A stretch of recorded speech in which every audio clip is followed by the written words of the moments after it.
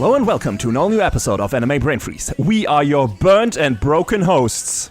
I am John. And I'm CC. And when there's just too much cool anime to watch, we've got you covered. Summer has come and gone, the fall anime premieres are literally at our doorsteps, so it's time for our season finale here on ABF. And what better way to bid the hot season adieu than with a scorching review of a particularly smoldering animated series, namely the first core of the third and ostensibly final season of Fire Force. And of course, as usual, we will give you our picks for best anime of the season. But before all of that, there's some leftover tidbits to talk about in The Quick and the Dead. So grab your fireproof headphones, go on a quest to forge your ultimate weapon whilst indulging in every possible RPG fantasy you had as a child, to cope with the fact that your parents abandoned you to dodge their debt collectors, went underground, had 3 more kids, for some reason didn't ever come back to get you, and then after running into you by accident abandoned you again. You poor, precious, stupid boy, I'm so sorry, you don't deserve this. You are the best this story has to offer. Why would they do this to you? Do they hate you that much? This is so horrible. Fuck them. Fuck them and their new family. You deserve better.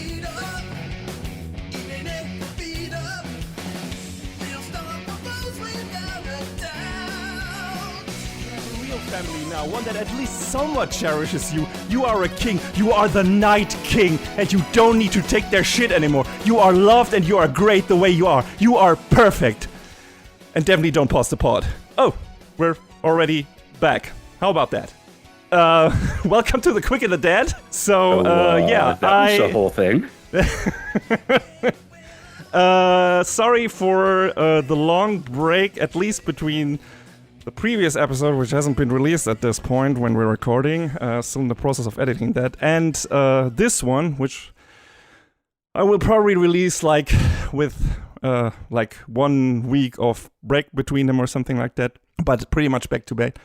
But CC did something dumb again, as usual. I slipped in the kitchen on... Oh. I think a puddle of water when I emptied my dishwasher or something, and I was running on bare feet and was going way too fast. And I'm not fucking Sonic, so that went sideways and upwards. And so I slipped, fell, and broke my fucking elbow.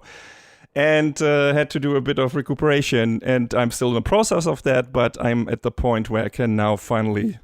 edit again. So I'll hope to release the previous episode soon, and this one pretty much right after that, and then we can hopefully get back to our more regular scheduled program.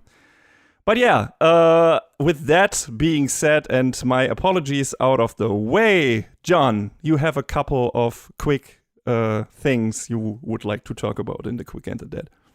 Mm-hmm.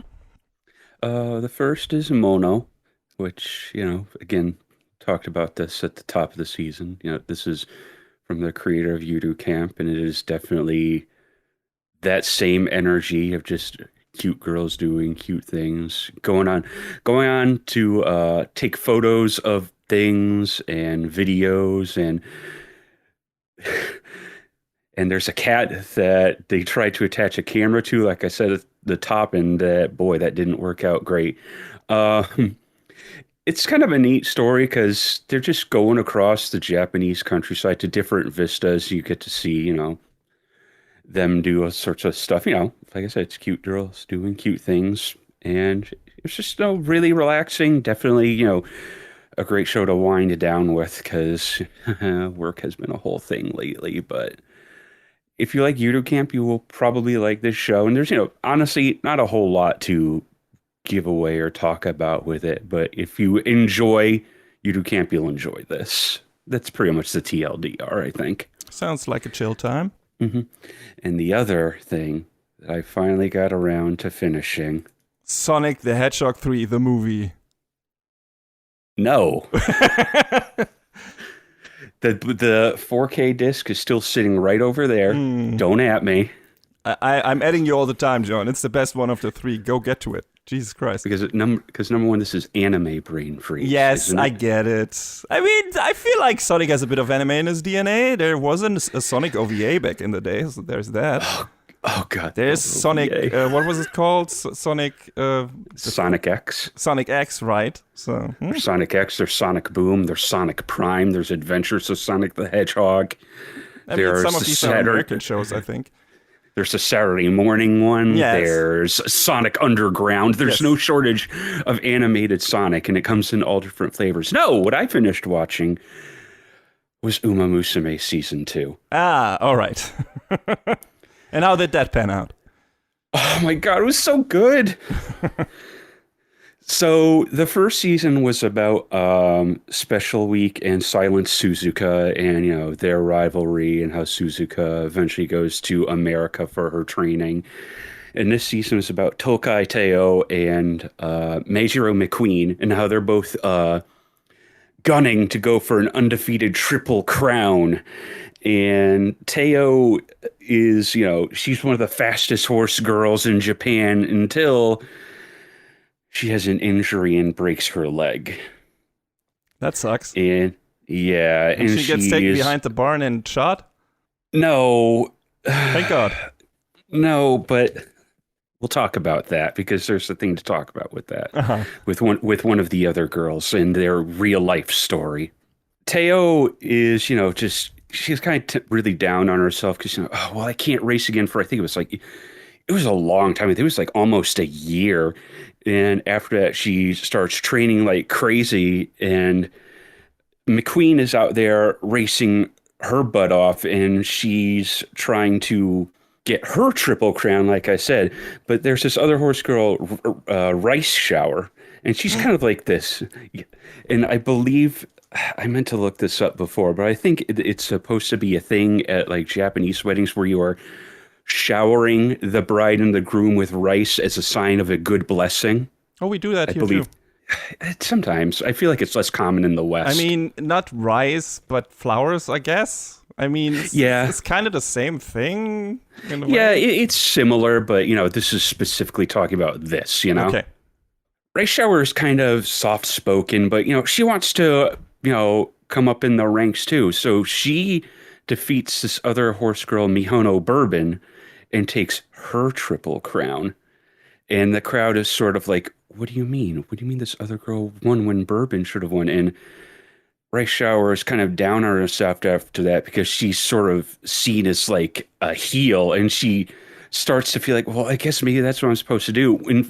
Until the other girl starts to say, no, you need to race and you need to, you know, do this. You just need to go for it. You need to do the best that you can.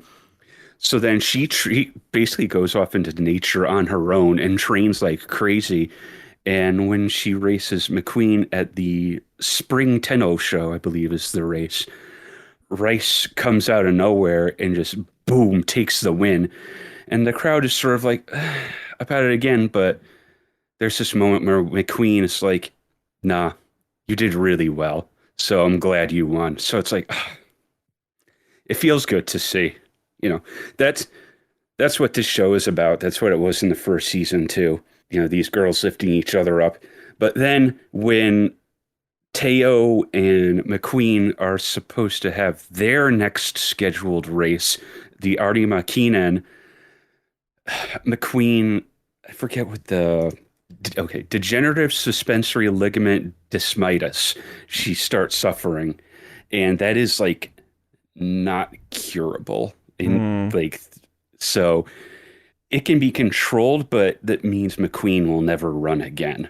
So Teo ends up going into the Kinen to go up against there was an OVA in between the first and second seasons that focused on three other girls, Biwa Hayahide, Narita Bryan, and Winning Ticket. And Hayahide is like one of the fastest out there, and she only ever comes first or second place in all her races. And Teo is, you know, still kind of not 100% there, but she's got to win. She's got to do it because this is probably going to be her final race before she retires. And she pulls it out in the end. And it's super triumphant. It's like, yeah, that's what this show is all about. Because, you know, it is at its core a sports anime and, you know, it's like the underdog story about it. That's what I was thinking. Like, John, is this... With my affinity for sports anime, should I watch Uma Musume? Because like it sounds like a really good sports anime, and also I recently watched like an MAD on YouTube that heavily featured scenes from Uma Musume. I don't know if it was season 1 or season 2, but it went fucking insane. It was like, do I need to watch this? I mean, that's up to you. But the animation has gotten better from the first season. Like, the first season was done with PA work, so it looked pretty good most of the way around. This season, and I believe the third season, are headed up by Studio Kai, and you could tell they took it like another step up. And they also planted the seed through this season for the main cast, the main girls for the next season, Kita-san Black and Satono Diamond. So, that's coming when I eventually watch it. So, but yeah, no, it was really good. But they don't talk about one of the things that happened with Rice Shower in real life, and that was in Rice Shower's real life last race. He fell down and broke his leg and was euthanized. So, so I wasn't that far off. Yeah, his real life career was cut short. He was only 6 years old at the time. Yeah, that sucks. So, not every horse got a happy ending, but I mean, in the show, I guess, kind of. And we talked about when you talked about Uma Musume the last time, we talked about one example where there was a kind of happy ending for one of the retired horses. Oh yeah, got to live on its own farm, basically. Goldship and Haru Urara got to live great lives after their retirement. So, well, we wish that upon all future racehorses. Oh yeah, of course. But yeah, great show, great season. Looking forward to whenever I watch season 3. I am slowly trying to get caught up because I believe Cinderella Grey Part 2 starts this coming season, and I won't be current, so I don't know when I'll get to watch it. Maybe by the time season 4 of Uma Musume proper rolls around, I will have caught up to you or something. We'll see. Because I mean, there's season 3. There's the 2 movies. God, what were they called? One was kind of cut up for TV. Okay, Road to the Top was cut up into 4 episodes for TV. Then there was Beginning of a New Era, and then Cinderella Grey. So, horse girl, yeah, literally. that definitely was very horsey. Yeah, I didn't think. I think I said this last time too. I didn't think a show about anthropomorphized horse girls would make me feel things, but here we are. Yes. I mean, good sports anime do that. Like, they make you just buy into the hype and just, and the feelings that come with that. So all the good sports anime that I watch do that and are good at that. So, because ultimately these shows are about characters and the ups and downs of, trying to strive for a certain goal. And sometimes stumbling and sometimes falling, sometimes usually getting back up again, but sometimes not. So it's that those are always very engaging character stories to witness and to see. A lot about growth and a lot about discovering yourself and everything. So good sports anime do that. They're not only about who can win the gold or whatever. They're about how to get there and which characters do it and how they do it. So it seems like Uma Musume is working along those lines. Yeah, it really is. And I mean, it's kind of interesting to read about the real life stories as well as, as supplemental material, as it were, even though that's the real truth of the stories. But yeah, watch Horse Girls. Good show. Watch Horse Girls. Show. Play Horse Girls, I guess. It's also possible. Yeah, well, we'll talk about that maybe at some point. Okay.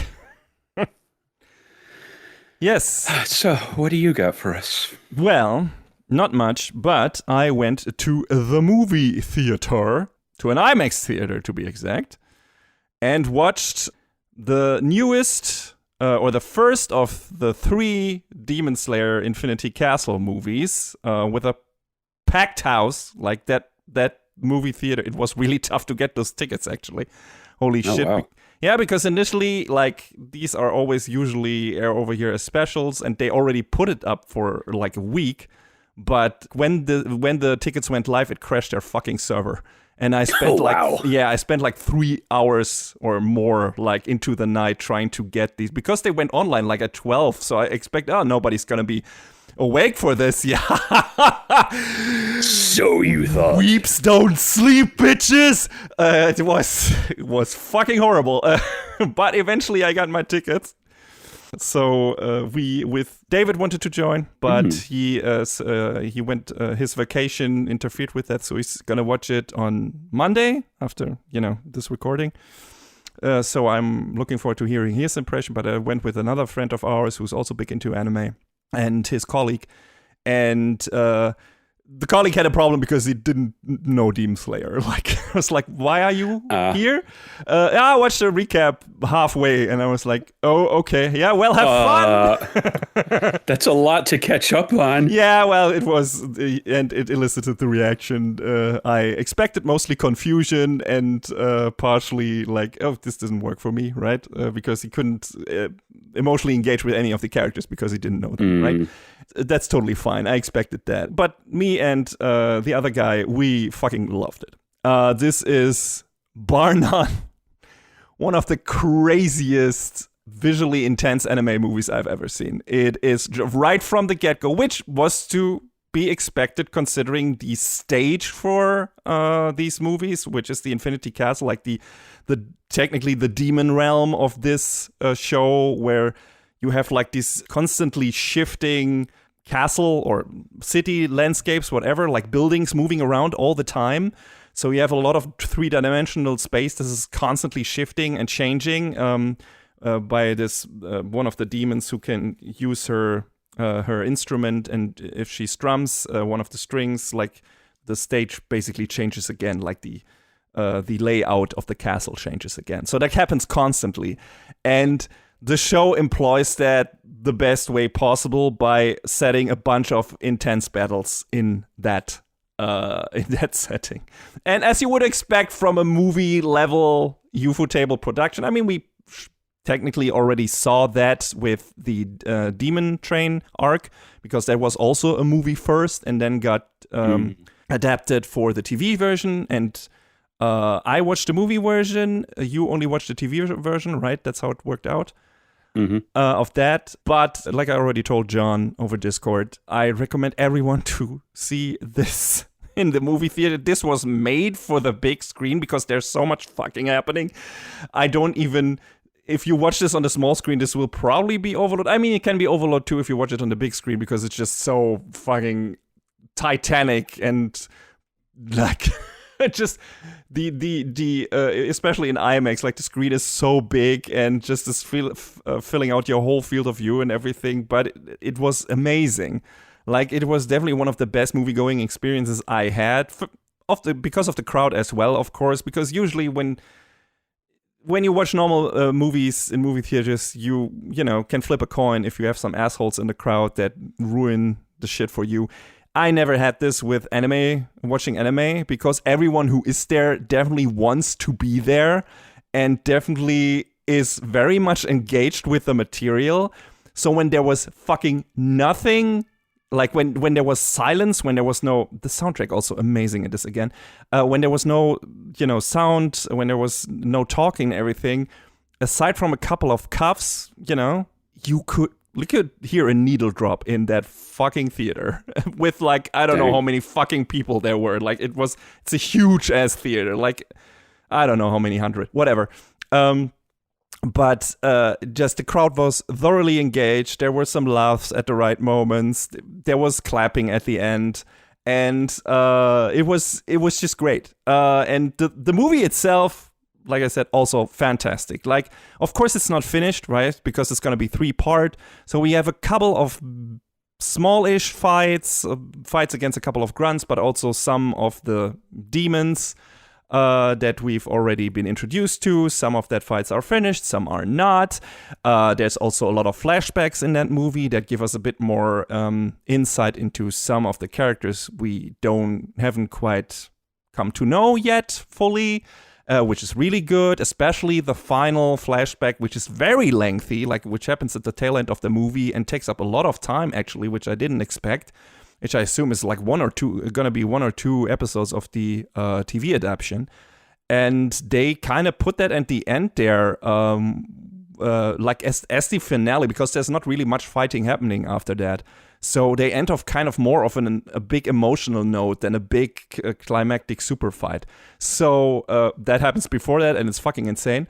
But yeah, I got everything out of this that I wanted. Like, I got spectacular fights. I got an expansion on a lot of the character backgrounds. Even Zenitsu wasn't annoying in this, which is an achievement. So, what? Yes, it's crazy. He has a cool moment. He has a cool scene and everything, and he is not annoying. So that's even more than I could have asked for. So, hooray! Yeah, it's a great time. It's a blast. Like, the soared to the top of the Japanese and international movie charts, of course, because of how many people wanted to see it. So be one of those people. I recommend it wholeheartedly. We will talk more extensively about this once it has been adapted into the TV version, because by then John will probably have seen it, and I can't wait to hear your opinion on this, but I think you will have a good time, because this is just insanity in the best possible way. Yeah, I'm sorry. I just don't get out to theaters too often. So. I know. It's just like, I mean, and you don't have to. I'm just saying, for this, from my perspective, it would be worth the trip. Even if you have to go alone, maybe if you can't rope anyone else in, which I was lucky to do that, but I also would have seen it on my own, of course. But it was definitely worth it. And considering that we both weren't like the biggest fans of Demon Slayer when the show started, had some problems with it here and there because it was too standard in certain ways, then some annoying characters and everything. But like this is a whole movie of what the show is best at, which is great intense battles and then some really good character backgrounds that they sprinkle in there for some of these characters. And thankfully, almost nothing of the annoying stuff that still pops up in the series occasionally. There's some comedy in there and, some wacky bits, but those all kind of work. And all the annoying stuff with Zenitsu and everything and all the, the shit, what's her name? There's no wonder I forgot her name again. The sister of Tanjiro. Oh, Nezuko. Nezuko, yes. She is, of course, again, not really in this, which is a problem, again, in my opinion. She's sort of key to the story at this point, isn't she? How is she not? She is, like, in there for like half a minute or something. It's crazy, but it doesn't matter because you don't think about it in the moment, because it's like there's so much cool shit happening. There's just non-stop cool shit happening in this. And it adds on a cool note, of course, like I said, cliffhanger, but it's like, here, this is what you're probably going to get next. So look forward to that whenever that movie is hitting. I don't know if that's going to be next year or the year after that. I don't know how long they will take. Take all the time that you need, UFO table, please. But yes, it's just a blast. It's just a fun time. You're never bored, and the pacing is not bogged down by trying to fit it into a specific episode format, though I'm pretty sure they already structured the movie in a way where it would work as a TV adaptation without having to add that much to certain episodes to make the cutoff points work and everything.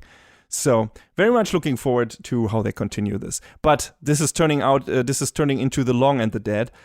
So I'm going to stop talking about Demon Slayer Infinity Castle Part 1 now.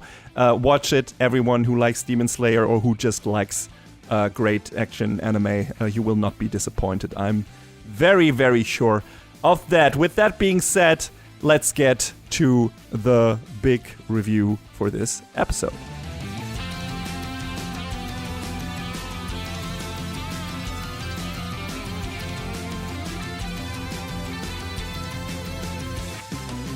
Right. So, Fire Force Season 3. We just jump right back in with the barest minimum of recap. Just a character reintroduction, right? Which is what they did at the beginning of Season 2. Was like, here are the characters, but not really any recap of what happened in the previous seasons. Not much, anyway. Yeah, because there were quite a few things that happened. But kind of pick up after Shinra and Arthur had gone through Benimaru's training. Obi was kidnapped by the MPs under the influence of the Whiteclads, and how Maya is kind of starting to brainwash people, the leadership of the Tokyo Empire, and that's a bad. So basically, this season should be called The World versus Company 8. Yes. Maybe not the entire world, but it feels pretty close. I mean, they get like... First, Obi, their captain, right, is taken prisoner, and Omaya has some plans for him. And then Company 8 is just going underground, trying to hide, so they don't... I think the military is supposed to get Shinra and bring him to, the Whiteclad, bring them to the Holy Soul Temple, who is now in cahoots with the Whiteclad and with the Evangelist. And because Shinra is one of the pillars, he's one of the instruments, one of the key factors or things they need to enact a second cataclysm.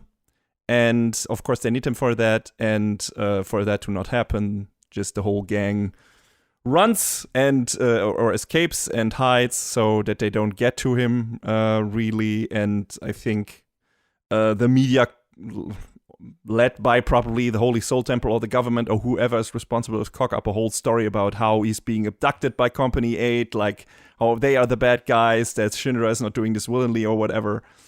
And that's kind of... And then they have to formulate a plan. Okay, how are we going to stop all of this shit? How are we going to get our captain out of there, especially once they learn what Haumeir's plans are for him? Government media control. Interesting topic. Absolutely not contemporary. No, not... Yeah. So... I don't... Listen, this story was not written then. No. But... It feels very fitting that it's coming out now, yes. It's a little prescient. Kind of like parts of Lazarus's story were maybe... if it had released 2 or 3 years ago. But yeah, it feels like there's a lot to cover with this season, but also at the same time, it feels like there isn't, because they just sort of hit the ground and keep going. Yes. But they also only covered about 40 chapters by my count. And to the end of the series after that is like another 80 or 90. Yeah, that's one of the things is worrying me. So... just to get the negative stuff out of the way first, before we get into the plot details, which, I mean, there is a bit of, like you said, there's a bit happening here, but also half of the season is fights. So I rewatched season 1 and 2 in anticipation of this, because I was like, okay, I remember really liking season 1 and 2. I am completely blanking on a lot of the story details. I could listen to our reviews, but I feel like, hey, if this is the final season, maybe I should just, start this, and the final bit is coming in January, so that's not that far off, so it makes sense to just go back to season 1 and 2 and watch those. And I did that, and I had a fantastic time with it. I fell in love all over again with this show. I was like, hey, season 1 and 2, fantastic seasons. Like, both super enjoyable in their own right, super high quality, great animation, great fights, fantastic color palette, great soundtrack, great sound editing, design. It's all there. It's like a really good shonen show, fantastic characters, all that. Like, I just had a fantastic time with season 1 and 2. So I was thoroughly hyped going into season 3. And up to that point, I had only watched the first episode of that. And the first episode, the first couple of seconds start out really promising, really good. When we get like the recap character introduction, we have all the characters jumping around, fighting, and it looks pretty much on par with season 1 and 2. And after that, it takes a nosedive animation-wise. And I think John and I are a bit on a different opinion on this. Maybe colored by me going back and watching season 1 and 2 and coming fresh off that and having a direct comparison. I think this show for this season, for most of its runtime, is an incredible downgrade in terms of animation quality. So we have several fights in this, of course, and you had this in the previous season where you have like the kind of smaller fights, maybe with some sub characters. Some of those look not as good as the main stage fight, but you definitely had some standout fights where it's like, okay, this is the main fight of this little mini arc or this part of the season or whatever, and this one will look exceptionally good. And so when like the first couple of fights, when they like, because they learned that the White Clad wanna basically inject Obi with one of those insects that turns people into infernals or flame users, fire power users, whatever you want to call them. They want to inject him with that, and this might kill him, of course. This might turn him into infernal, so the gang wants to stop that and wants to raid the prison where he's held. Mm-hmm. So you would imagine, okay, this leads to a bunch of fight, and this does. And when the first couple of seconds look not of those fights look not as good, I was like, okay, maybe they would keep that up. They need to cut some corners, even though the previous season didn't really do it that much for the standouts fights. But that is also not the case. Like, aside from the first couple of seconds of the first episode, the animation in the first 3 episodes is really bare bones compared to season 1 and 2. And then episode 4 rolls around. We have a fight with Tamaki against Gold. We have Arthur against Dragon, which is like this new white-clad destroyer guy. I don't think he's a pillar. But that all looks not good. Like, there's one good but very short Sakuga scene in episode 5 where Arthur fights Dragon. But at that point, so far, that was about it. And I was like wondering, did some of the heavy hitter better animators get moved to another project? Maybe Steel Ball Run, which is gonna happen in the not too distant future, and that is one of the biggest JoJo's arcs, so maybe they had some people move to that. But I didn't look it up. I intended to, but I didn't get to it. I want to compare like the best animated episodes from season 1 and 2 and see if those people or some of these people are still around in season 3, but it didn't feel like it. I mean, just looking at the list of animation directors between season 2 and 3, there's a lot of different names going from one season to the next. At a quick glance, I don't think I see any of the same names. Yeah. So it feels like they relegated either those people just generally moved on from David Production. Maybe a lot of these were freelancers. I don't know. Or they moved on to another project. Maybe Steel Ball Run will look appropriately awesome. I hope so. Then at least this would have gotten any merit out of this situation. But it's like even Shinra's fight against Burns, which was like heavily teased that this would eventually happen at some point back from the end of season 1. Even their fight looks only okay. There's some decent camera work that makes the animation seem more dynamic than it actually is, but their first square off in season 1 was much more impressive looking. It just feels janky, stiff, and flat. Like, this needed to be spectacular, and it's sadly anything but. And this sadly applies to most of the character animation in the season as well. It's way stiffer and juddery than the first 2 seasons. Like, general artwork, colors, environments are still all great. It looks fantastic. The lighting and shading is maybe in some parts not as impressive. But, there was some moments that were not as wow-inducing in season 2 in that regard, but it's still great. Like, it's still mostly, you look at these characters and just in still frames, they look great. They're still sharp. Like the color palette when you have sunsets and the whole town, like all of Tokyo tinged in like this orange and everything, and you have the nice complementary contrast with the blue on the fire uniforms and everything. It still looks cool. It still looks great. And you're like, okay, but at season 1 and 2 also had incredible action scenes. And this season is a giant step down in that regard, which was a huge bummer for me because I hate it when shows like can't deliver in their final stretch. And that is the stuff that you remember. That is the stuff you like. If there's a shitty beginning to a show and it gets better later on, you remember how well the show ended and how it wrapped up. And in this case, it feels like, oh no, will the last part also look as bad? I mean, hey, maybe the good people worked on the second part and we're gonna, because they couldn't manage it any other way. And we get like a huge action blowout in the final part in the last season. But there's so many factors like, this is probably not going to happen. Also, what you said, John, there's like 80 chapters or something left for 12 episodes.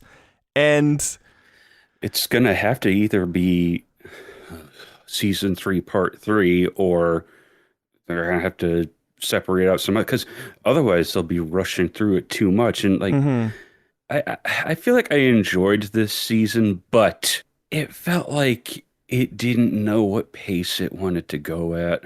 Yeah, that's and this is, I feel like this is something we should be saying at the end, but I feel like it also bears saying up front as well. Yeah, absolutely. I agree with that. And we can bring that up after we get to the plot, which there's not that much happening in it, but there's enough happening, substantial stuff happening to talk about. But yeah, I was already worried about this season when I saw the first trailer for it, but I thought they were keeping the blockbuster fight scenes for the actual show. Nope, apparently not. And sure, season 1 and 2 had the occasional shortcuts and small fight scenes that displayed more limited animation, like I said, but all the fights or moments that needed to look impressive looked hella impressive. Season 3 has nothing like that.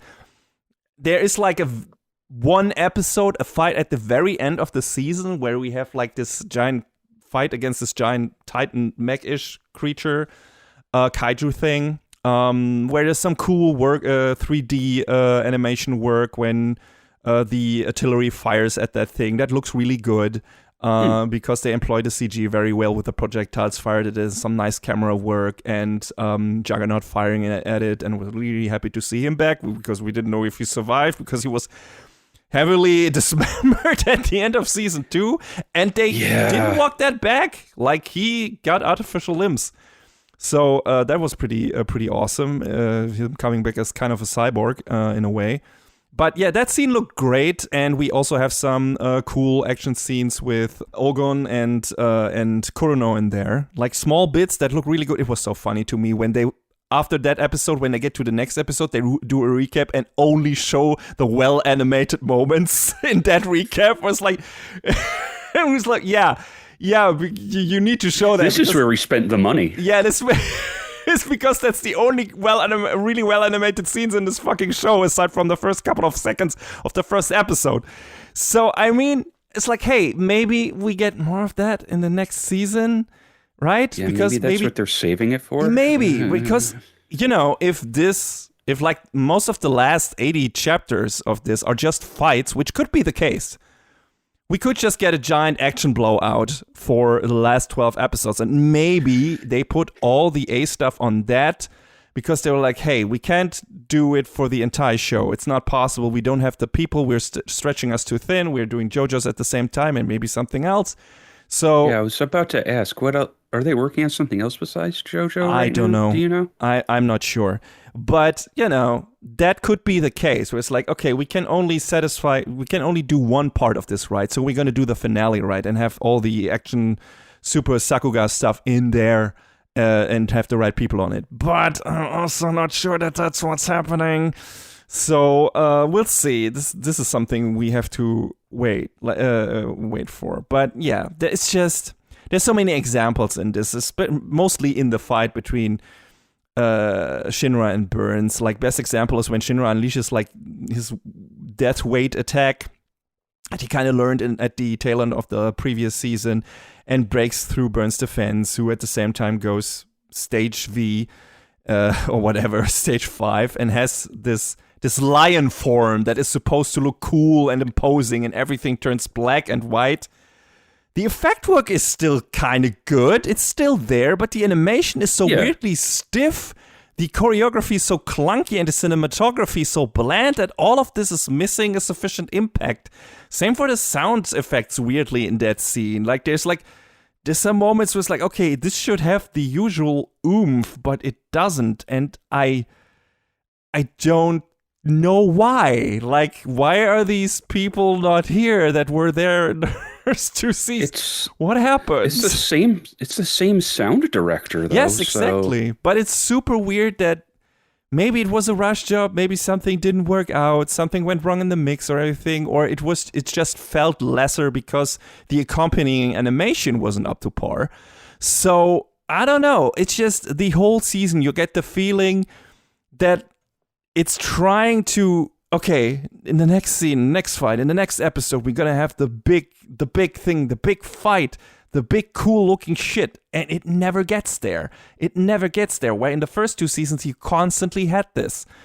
And for every character, actually, like every character had a standout fight, really well out animated fight scenes. Hinawa, Maki, and Shinra, of course, he had the most one. Ogun had an incredible fight in the second season, with the second reactor site where they are, Discover Pi and everything.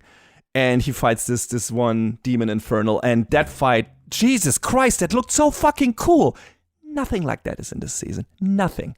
Especially not at that length. Like I said, there's a few snippets at the very end and at the very beginning, but everywhere else where it needed to be, like the whole fight between Arthur and Dragon, which is still the best the show looks in that particular mini arc in the prison raid. But the fight between Shinra and Burns needed to be a showstopper. That needed to be the blockbuster fight of this show, probably, because it was so heavily teased, and these are the 2 powerhouses in this show. And it looks like it looks, and you're like, what? This is such a bummer. And this is my biggest problem with this season. There's a couple of other problems, like John already alluded to, in terms of pacing and everything, but I would be able to look past that if the animation was there, but it isn't. And that's such a bummer, especially coming out of rewatching season 1 and 2 and having such a great time with it. And then season 3 is just a lackluster experience. And that bumped me out. I'm looking at something now that apparently they had a show that aired right after this, that apparently just wrapped, called Onmyo Kaiten Rebirth. That's heard about Kingdom Hearts name.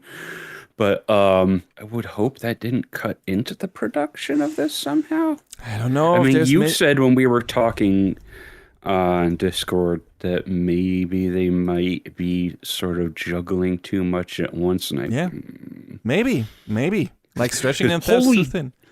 Holy Jesus, I'm looking at the list of animation directors for this show. It's like double the length of Fire Force Season 3. Well, maybe try to see if there's some overlap with Season 1 and 2 in regards of the names. Then we have our culprit. I don't know. We can edit it in after the fact or as a small info on Blue Sky or whatever. But that doesn't could look like it at a first glance, but even so. And maybe, again, I didn't also check the staff list of Steel Ball Run, so maybe some of the people from season 1 and 2 of Fire Force moved over to that. That could also be the case. Maybe something else happened. It might be too early to get that comprehensive of a staff list for Steel Ball Run, so we'll have to wait and see on that. Yeah, I mean, we can put that in the Steel Ball Run review, which will happen, of course. Yes. Because we are both JoJo heads. But yes, it's still, either way, no matter what the reason for this is, even if it's an understandable one, it's still a bummer. It doesn't change the fact that this season looks subpar, especially compared to season 1 and 2, which looked spectacular. And it's like, why does this have to happen in the final stretch? Why, other management sometimes things just don't work out, but it's just so frustrating when this happens in the final stretch of a show. Yeah. And again, I didn't go back and watch the first 2 seasons, so I'm going off your word on this, but just trust me. Yeah. It's night and day. It's really night and day. if you put the most impressive fights, and there's so many in the first 2 seasons of that, next to whatever this season has to offer. Even the well animated bits, like they're so short in this. They're so just a couple of seconds. And in the previous 2 seasons, you have like just several entire fights that are on that animation level. Like you're like, oh Jesus. It's just can't change it, but you can still bitch about it, which I'm doing. But with this out of the way, we can go into the plot. This was my biggest thing I had to say about this season. And again, maybe the second part will look better. I don't know. We'll see. I hope it. Definitely. Hopefully, but yeah, there is, like, animation isn't the only thing the first 2 seasons of Fire Force had to offer. They also had pretty cool characters and a pretty cool story. So how about that? What is happening in that regard in this season? So one of the first bits that jumped out of me was we get a confirmation that Yona, the weird art guy from the White Clad, was the one posing as, the founder of the Holy Soul Temple, Raffles the First, the entire time. And because I rewatched season 1 and 2, I immediately was like, holy shit, did Arthur already reveal in season 1 that Yona would be the one to pose as Raffles? And yup, he did.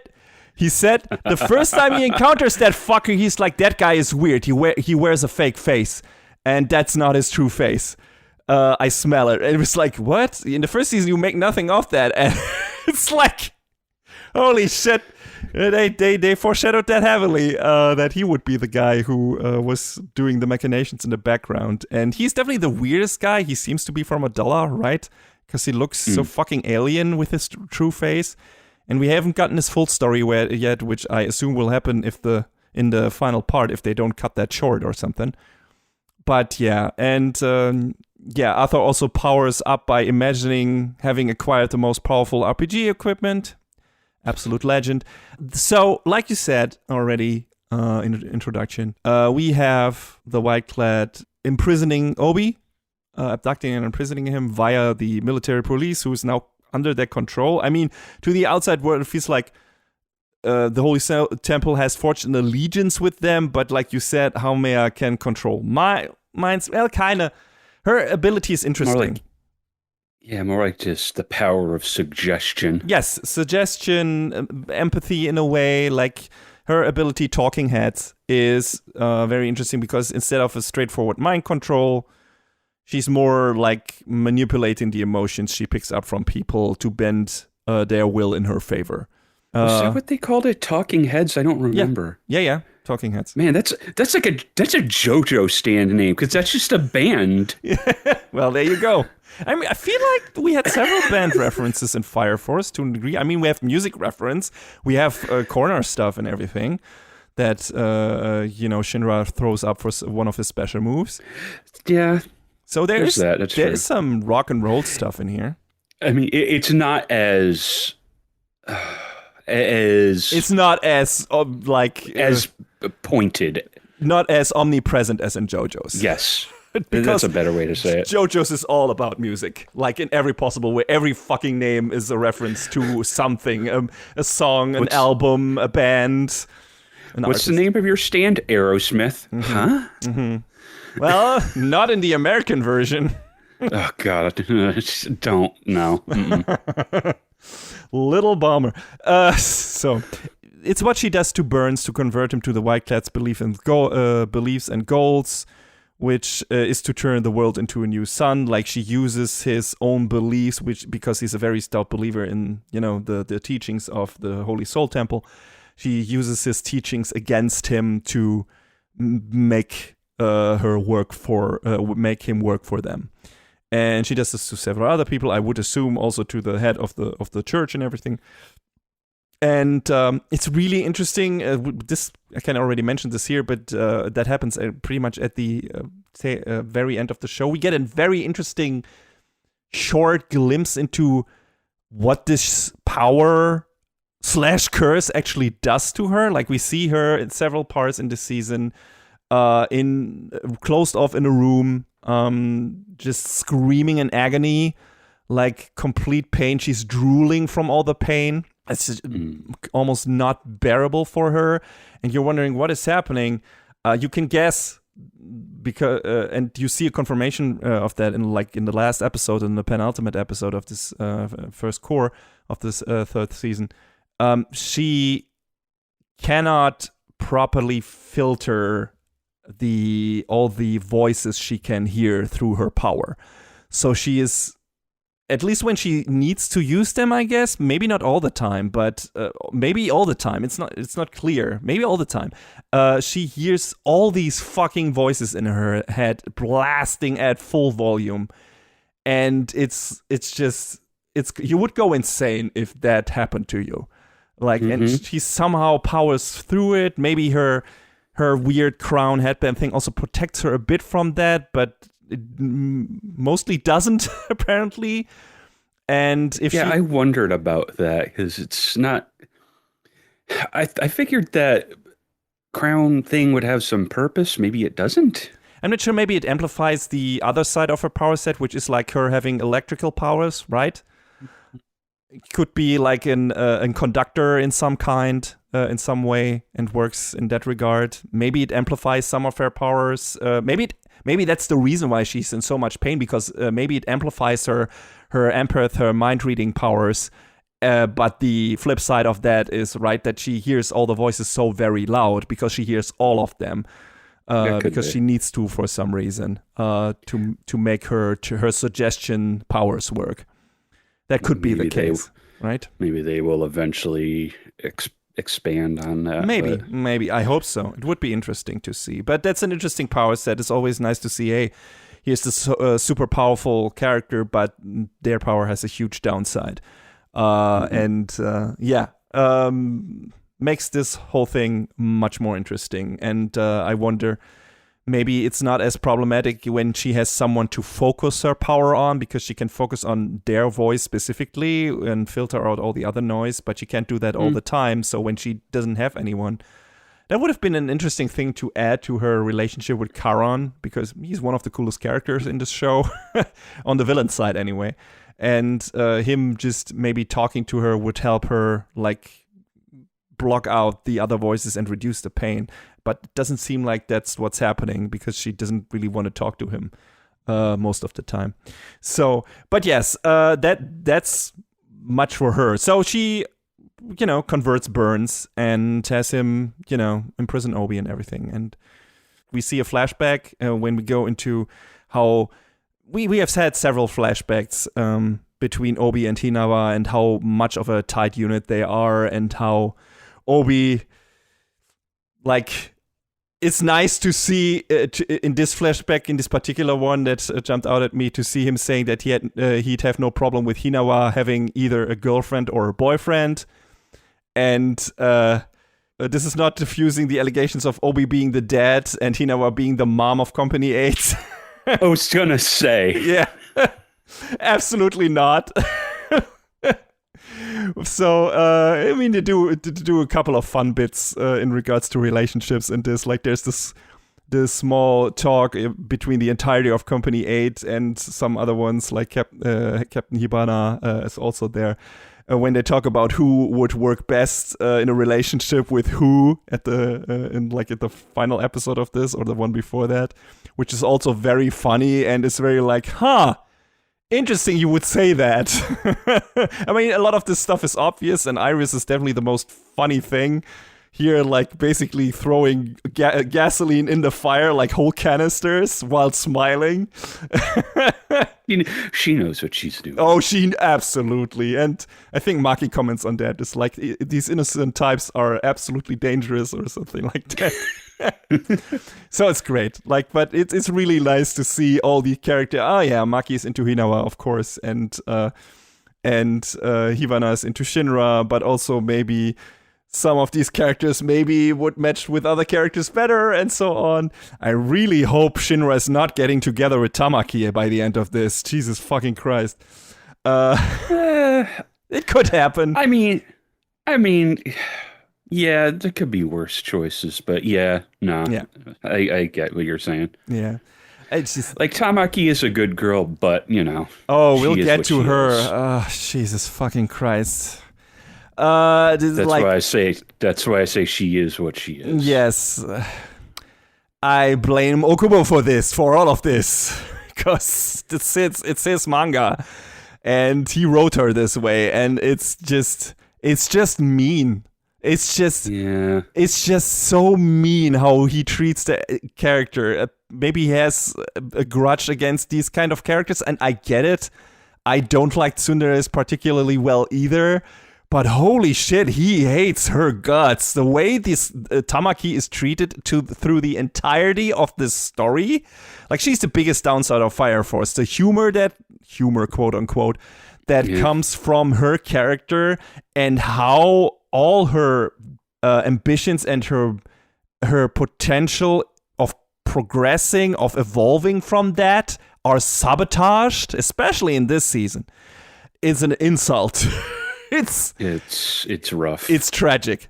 So yeah, but before that, like I said, the false accusations of Obi kidnapping Shinra and holding him hostage are spread by the public news program and taken at face value by most of the people. Also, a lot of the other Fire Force people in the other companies, which was kind of disheartening to see. Well, they don't know what's going on. Yeah, I get it, but also, like, you've worked with these people and you're just jumping to conclusion because a fucking news anchor tells you. Think for yourself, you fucking idiot. Like, the one do your own research. Yeah, the one guy in August's team pissed me off. Like, he's like, when he says about, first he's like, oh yeah, I believe that Obi kidnapped him, and then he's like, when they want to rescue Shinra, he killed his family. Why would you? He can't be trusted. It's like, what the fuck? What? Are you just contrarian, or are you just a fucking idiot because you want to be? Like, holy shit. I guess it makes sense that some of the stuff in his hair is red, like, make Fire Force great again, or what the fuck. Oh, no. It's horrible. But yeah, I mean, Ogan pulls him to his side, I guess, but still, like, what a piece of shit character. Anyway, Licht finally reveals to the 8 that he has been working with Joker to unravel the truth from the shadows, which we knew from the first season on, of course, because the viewer got to see more of that than the other people. And yeah, from that, an uneasy alliance is formed. Like, Joker and the 8th raid Fuchu Penitentiary, where Obi is being held captive. Shinra and Joker are the advanced team that will also function as a distraction, while the others sneak and get Obi out. Arthur comes in a bit late due to reasons. But, you know, it's nice. He dreams about becoming a dragon slayer, and then he kind of gets to try to be that. He hasn't achieved it yet, but I assume that's going to happen in the next part, that he's going to slay the new character dragon. Get into him a bit later. But the main centerpiece, fight and character relation, everything is, of course, Burns and, you know, crucifying fucking Obi there and trying to inject him with the insects and everything. And I guess him shifting allegiances, aside from all the Hermea's mind manipulation stuff, kind of works, I guess. First, of course, you know, there's what I just said, Hermea's influence, but also him being able to witness Adola firsthand must have been a truly religious experience for such a devout believer in the existence of any kind of god. Like, we later see in a flashback in episode 6 that he was an absolute faithful believer in Soul, and he prayed day in and day out. But considering things got worse and worse for humanity, he probably, at least subconsciously, over time got the impression that his prayers are not being answered by his God. He can't psychologically tolerate the idea that his prayers and faith were insufficient, so he just turns toward the one somewhat undeniable existence of a higher being that was presented to him. You know, which is the evangelist, I guess, and Adola, and, you know, everything that comes from that. And he just switched his belief to the god that he was able to get an actual glimpse of, and that proved its power through all the atrocities committed by the White-Clad. I guess Burns was like, well, that's a good argument for the one and only true God being on your side, so I'll go with that and switch over to your side. It's a very interesting take on a crisis of faith, I think, which, of course, is the obvious other reading of this that is verbalized by Shinra and Joker. like Burns could not bear all the suffering in the world, so he gave up on his faith and converted to a belief he could see and touch.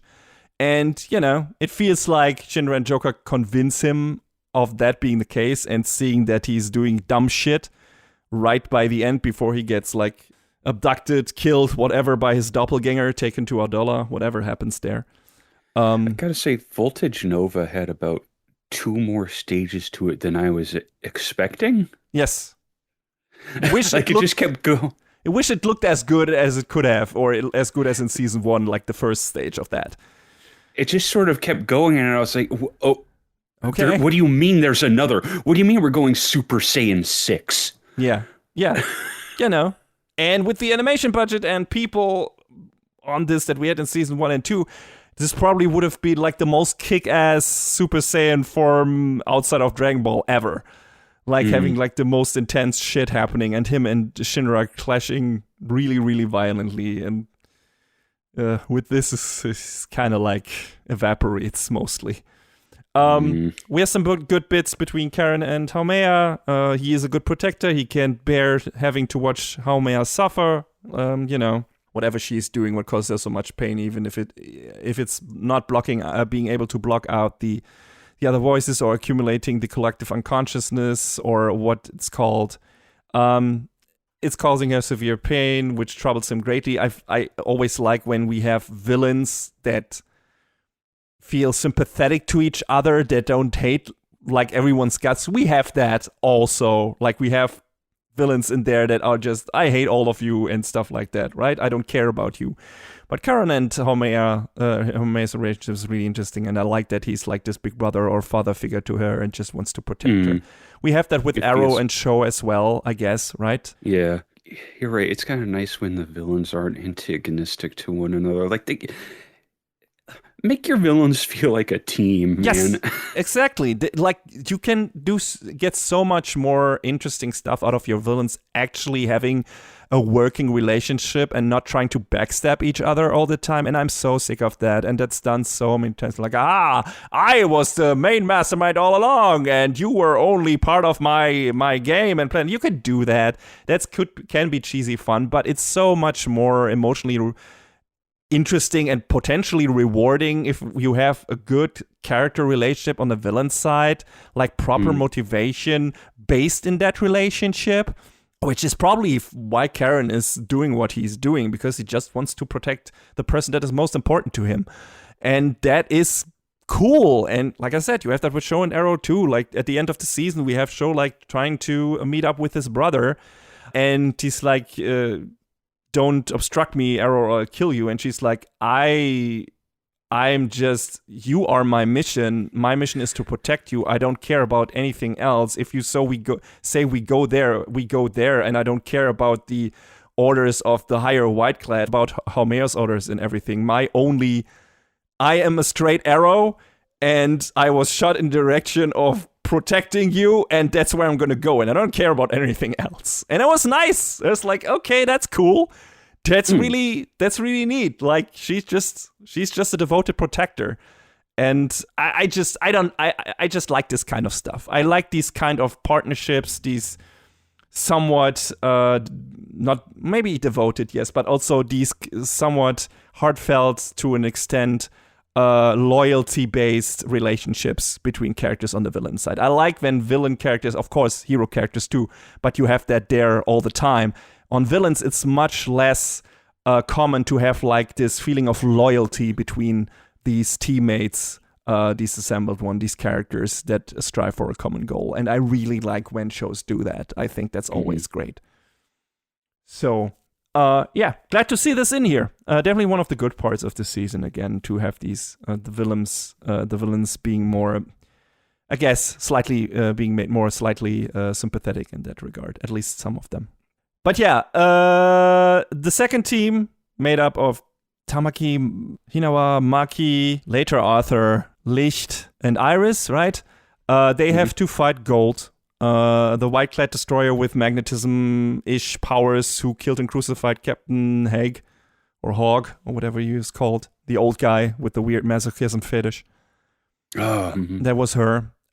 She can control every metal weapon the team uses or throws at her, which is quite troublesome.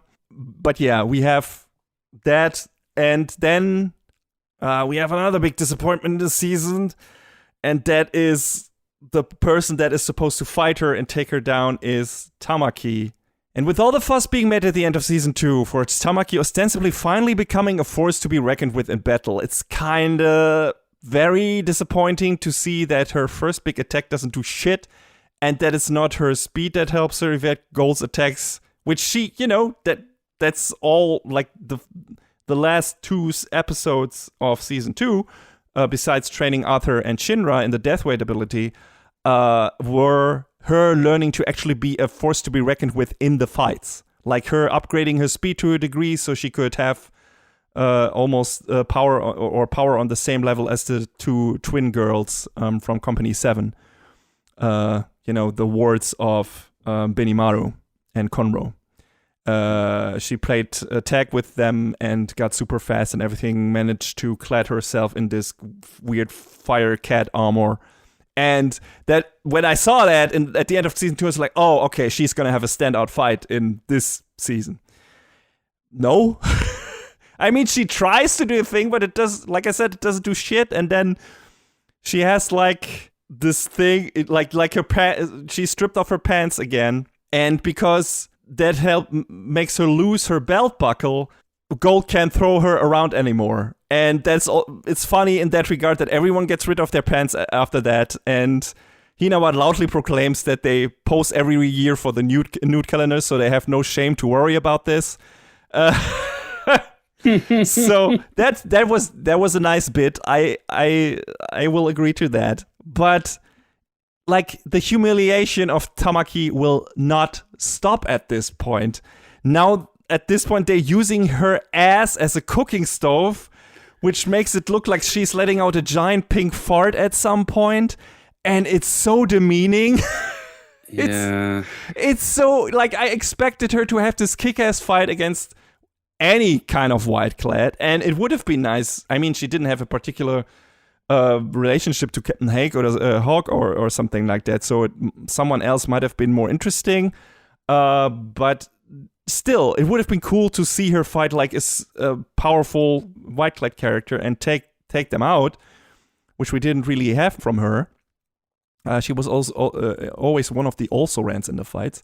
But I was expecting, like, now she has the power, now she has the speed, she can do it. And then her fight is again turned into a giant fucking joke again. And then was just, why are you doing this to this poor girl? I don't understand. Like, I don't get it. I don't like her character type, but it doesn't mean that you can treat her like shit the entire series. It's like, and don't give me the hope that you're finally gonna turn this around and turn it into a proper character force to be reckoned with, like someone with a real cool power set, and then you just turn it around and make her a joke again. That sucks. That really sucks. I hated this.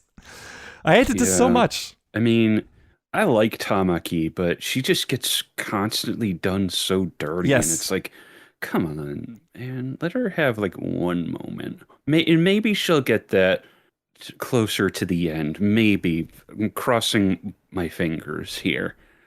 The problem is she also doesn't really have any stake in any of this, right? We got her background story in season 2, and that was pretty good.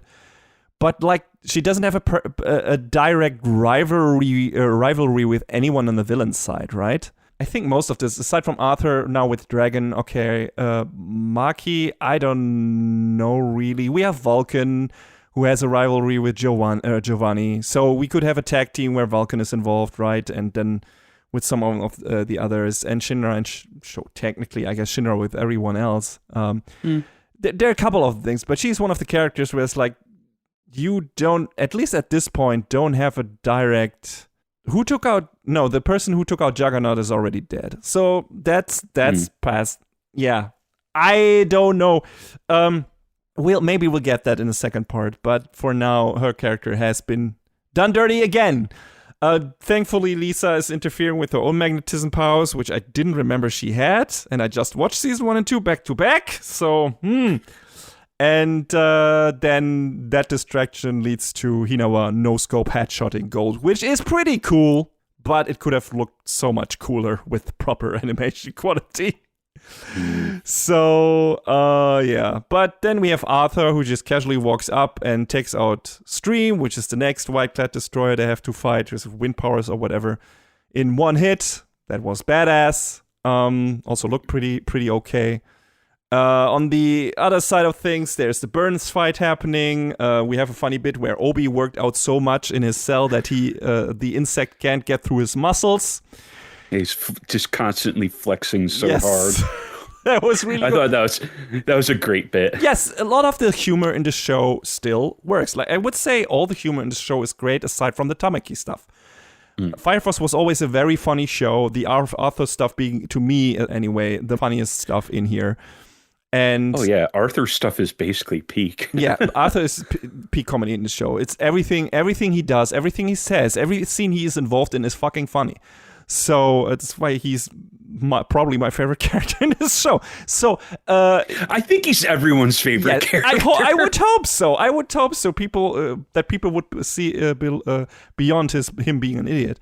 But yeah. So this was one of the examples where this is also was also incredibly funny. Like the stuff him flexing all the time, everyone complimenting his muscles to give him power is also hilarious. Like, that's good shit, and that works even without good animation. So, I guess the parts where the comedy is done in this season, which is not that much actually, is where the season shines, because this is where the missing animation quality is not as noticeable. So, yeah. Due to his name and his ability to transform his body into that of an infernal, Dragon activates Arthur's LARP powers, and Arthur is even able to conjure a cool protective cape. But it's not enough. Dragon destroys Arthur's weapon Excalibur. There's one good, very short Sakuga scene in this episode, where they fight, where it's like, finally we're getting there, and after that it's right back to the lower quality. So that was a bummer. We have Joker and Shinra who can't get past Burns to remove the insect from Obi's body, who can't flex forever. So there's a bit of a tense timer counter on this, right? Or a timer counting down. So that's neat. And Burns powers to more and more stages, like John mentions. It gets more and more powerful with every passing episodes. Problem is the fight between Shinra and Burns just doesn't look that good. Not even. It feels like it doesn't really go anywhere. No, exactly. Like they fight. They're fighting each other to a stalemate, and it's like, okay, yeah, right. and then a doppelganger appears, Burns' doppelganger anyway, and takes him to Adela or whatever. And I don't even know why that happens at this point. Maybe because he stopped fighting Shinra or whatever, or he lost. Yeah, he lost. Shinra kicks him. At least he doesn't really lose. Like you said, it's more of a stalemate because he's still awake and still conscious and still might be able to fight. But it seems like he is, at least for now, taken out a bit, and then he gets impaled or whatever by his doppelganger and taken to Adela. So that's it for now. He probably will come back in one way or another, or they all gonna travel to Adela or whatever and have a final fight there. I don't know. But yeah, it's lackluster. It's like it's missing the impact that it needed. This might partially be also because of the manga material and what they're doing with it. But if this fight looked like the standout fights in season 1 and 2, you probably wouldn't have noticed as much, and it would just have been awesome.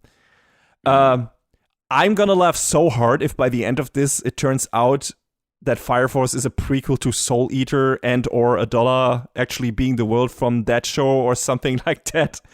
But so far, I think the smiling/grinning moon, just like a Death-size cameo in season 2, were just fun nods to Okubo's other famous work and nothing more. But that's just, the moon just constantly is there and just like, what? Why is this suddenly the case? Yeah, I wonder about... I feel like that isn't there for no reason. Mm-hmm. You know? I don't know. It might just be a fun cameo. Like I said, like the Death Scythe thing. Just being there, hey, here, this is from the same guy who did Soul Eater. So, But I also didn't read or watch Soul Eater, so... Yeah, we'll see. I mean, they will probably clarify that by the end. I don't feel like there's anything in Soul Eater that... Maybe the universe gets rebooted by the end of this, and then it suddenly turns out Shinra is Soul Eater or whatever. I don't fucking know. That wouldn't match his character, but that would be a thing. I mean, they both have like jaggy teeth, so who knows? We'll see. But yeah, Iris blocks Dragon's attack with Divine Grace. Don't remember, not sure if she has unleashed her power before. But we know that she has some connection to the girl inside of Amaterasu, right? Because Shinra has seen that girl and said she looks like Iris. So there's something going on between those two. And I'm interested to see what they do with her and what her role in all of this is. Because so far she's been on the side, she's done the praying and so on. She hasn't really done anything else in the fights, and this is her first real, like, powerful interaction or turning around the tides of the battle with her powers that we didn't even see before this. And will be interesting to see what role she has to play in the final stretch of the story. Inka, our future seeing girl, or medium, whatever, spoils that the 8th will survive this right before Benimaru arrives with a stupid mask. No, it's not Benimaru. It's a Moonlight Mask. Moonlight Mask, yes. Nobody buys that disguise in quotes. Who could it be? Yeah. I don't know. Yeah. But it was fun. Like, it was fun him appearing and Kororo making that mask for him, which matches his eyes. So that's cool. But yeah, the crew escapes with Obi unscathed and everything.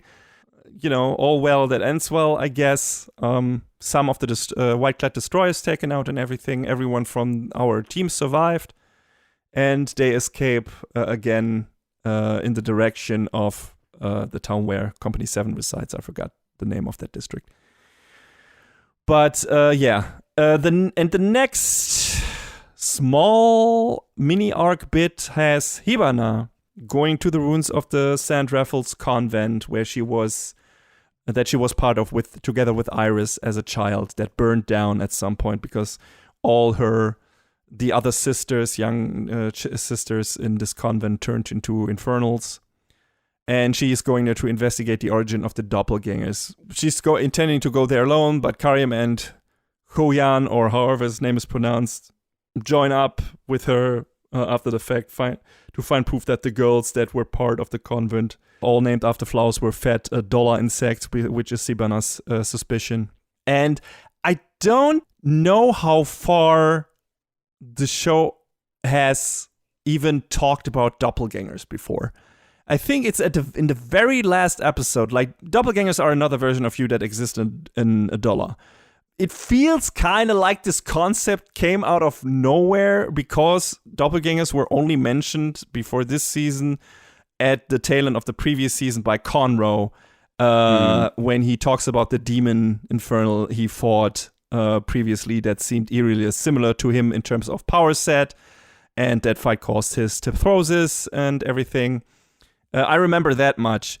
But I don't think the term doppelganger was really used after that. So when the concept was reintroduced this season, it was really confusing for a while because the show treated it like it was this well-known thing among our main actors. And it's like, wait, what are doppelgangers again? When were these introduced? Yeah, they sort of... You're right. They did touch on it previously. Like, you touched on it, the lightest touch previously. And then they're all like, oh, we're going to learn about doppelgangers. And I'm just sitting here like, wait. Huh? Yes, but the problem is they used the term before that, like it was just like everyone knew about it. And it was super weird. And Conroe, I don't even know if Conroe used the term doppelgangers. I think he just said something like this person, or this demon I fought had the same powers as I did, almost like a doppelganger. Right? And that was the extent of that. And then in this season, everyone is talking about them like they're like a well-established thing and what they are. And it's like Hibana explains all of this to us. Hey, here, there are other versions of you that exist in Adola, and like, what? Okay, how she studied? We see her studying up on that, but where did she read that? And what? Okay. I wonder if that was talked about in a little better detail in the manga. Maybe it was some of the material that was cut. But then again, like you said, John, the pacing of this season is all over the place. So it feels like, why did you even cut that? Like, it's not like you had that much story to tell in the season that you did. So what? It was weird. A weirdly small amount of story across 40 chapters. Yes, exactly. So probably more extensive elaboration on that in the manga. But yeah, we learned that the head sister, or one of the head sisters from the convent, is responsible for this. She is, I don't know what she is. She's probably, she's also working with the White Clad. We don't know. She's probably also from a dollar. Maybe she has like these vibration powers. Can make anything vibrate in a different frequency and cause, I don't know, earthquakes and shit like that. And I think also open doors to a dollar. I'm not sure. But yeah, she, once that is revealed, we learn more about the whole Adolan doppelganger shit. Like the population of doppelgangers in Adola equals the one in the normal world. So everyone has a double. And when they try to become one with the people in the normal world, human combustion happens. Unless you are powerful enough to withstand it, then it lets you borrow their powers, which is, I guess, what happens to Nataku and who else did we have that got fed these? I mean, probably Shinra, right? I mean, my assumption is that everyone who has fire powers and didn't turn into an infernal got at some point maybe stung by an insect or something like that. I'm not sure. That makes sense, but it's still not clear. Yeah, I'm not. They haven't fully clarified it. Everyone, if some of this stuff is just, genetics, and if your father had fire powers, you also inherit fire powers, or if this is all the insects or something like that. But at least some of them get that. That's how it works for them. And if they are not powerful enough, they will get just taken over by their infernal doppelganger and cease to exist. We have this really harrowing scene where she's like, where the sisters, the friends of Hibana and Iris just appear as these small children infernals and are saying, "It burns, it hurts so much, help me." Really cruel moment. And gets Hibana understandably riled up and everything. So she's probably gonna take out Sumire in the final stretch of the show. If there's enough time for having all these clashes, I mean, there's so many white clad left and so many people to fight each other. I wonder how they're going to fit all of that into 12 episodes. They're setting so much up, and it's like... Yeah. But like I said, it's either got to be more than 12 episodes or... movie wrap up. Something. Like... It's not going to feel great if they condense 80 chapters down to 12 episodes. It didn't feel great when they did it for 40 chapters for this season, so... Yeah. We'll see. We'll see what happens. But yeah, we learned that the first Great Cataclysm was a failure. Whatever Sumire intended to do didn't work because the number of pillars was insufficient. But that also means she has been around for 250 years. Someone like Yona, I assume. She was one of the previous pillars, and, she's powerful, unexpectedly so, considering her outer appearance. But maybe that's not her real appearance, just like with Yona. But yeah, the three fire company people can escape due to the interference of the woman in black we met in season 2. That is the core of the second Amaterasu reactor the team found in the forest with all the animals. And then, after this small bit, we have the best thing in this season. Like, bar none, the best part of season 3, because Vulcan and Arthur go on a quest to find some real Orichalcon to reforge Excalibur, because, as expected, the previous version of Excalibur was not made from that metal, that legendary ore, but from some generic heat-resistant material found at a home improvement store. What do you mean it wasn't Orichalcum? What? Of course, the entire quest is make-believe because that legendary ore does not exist, and Vulcan knows that. He ropes in Lisa and Yu and tells them to dumb themselves down to Arthur's level to make this fantasy work. Because he thinks like, hey, as long as we can deliver a convincing performance, Arthur, whatever metal I use to forge his new sword, Arthur will believe that it's the legendary sword now, which will make him more powerful because Arthur's entire power level, Arthur's power level is entirely based in him being able to live his fantasy that he cocks up in his head of him being the Night King and everything, living in a JRPG and everything. So Vulcan has this all laid out. For example, he has normal shopkeepers repeat the same script over and over again to make Arthur believe it's like an NPC in an old school RPG, that is fucking amazing. Like, to even think about this little detail. Like, this whole segment is incredible and garnished with some nice 8/16-bit styled graphics to match the look of the theme. It's just, hey, this is where this season shined, in the comedy bits that are not necessarily like super well animated, but that have great design choices, great humor, great comedy bits, some nice character parts and everything. And I love that. I assume it was the same for you, John. Oh, of course. Like, this basically fool's errand that they go on was probably one of the best parts of this season. Oh, for sure. It was the best part for me. The problem is Arthur is so stupid that he misinterprets one of the hints and decides that the Orihaka must be in the Nether. Everyone else is like, no. Which is where Sir the White Knight, it's Land over are. this way. Yeah. And he's like, no, it has to be in the Nether. And Yes. everyone's like, oh, okay, this is a whole thing now. And Arthur's parents are alive for some reason. Like Somehow? they run into the Nether. We learned they had to escape due to their accumulated debt and are now pretending to lead a resistance in the Nether. So Arthur was abandoned by his irresponsible parents and based his entire fantasy persona on the lie they wrote on the note when they left, which we already saw in the first season. This is also very sad, but also unbelievably hilarious. It's so cruel. But there is a plot twist, because it actually turns out they know everything about what is going on with the government and Evangelist and the Holy Soul Temple, because Arthur's dad can apparently see the truth of this world whenever he retreats into his own fantasies. I was just completely baffled by this. Like, does he have a connection with the author of the manga? There's another thing happening at the end of the season, which has me like, is this show gonna go into massive fourth wall breaking at the end? Like, I wouldn't put it past it, but this was the first moment was like, what is going on? What is happening? Is this a bit? Is this a joke? Is this something substantial? And they also had 3 kids in the Nether, all while pretending they couldn't take Arthur with them because it was too dangerous. The amount of scumbaggery here is astounding. It completely appalls you, who is on the verge of losing his mind anyway, and absolutely is the audience surrogate here.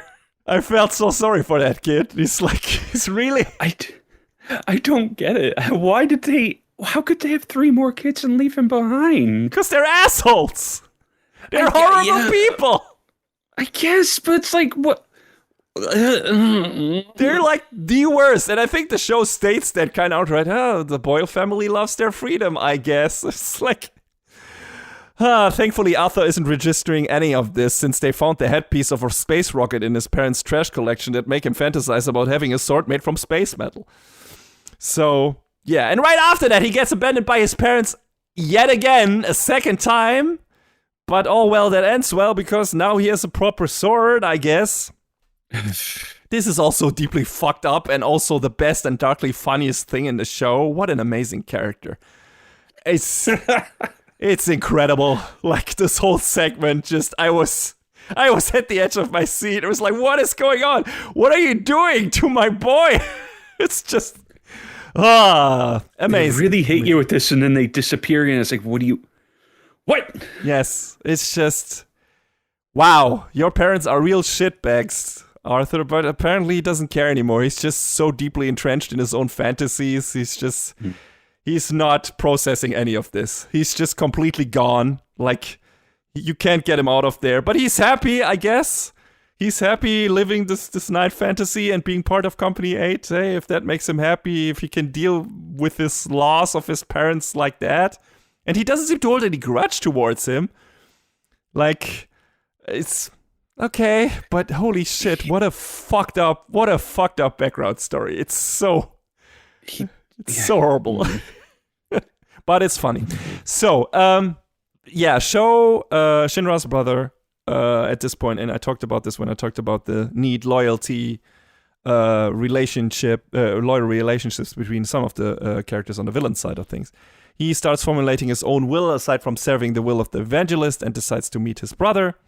Arrow follows, as she is protector and loyal to him above any other master. We have Scop, the little mole, appearing in Tokyo. He was from the gang ran into him in season 2. He can talk and tells a way too elaborate story about his journey to Tokyo and how he came up with a Shoryuken.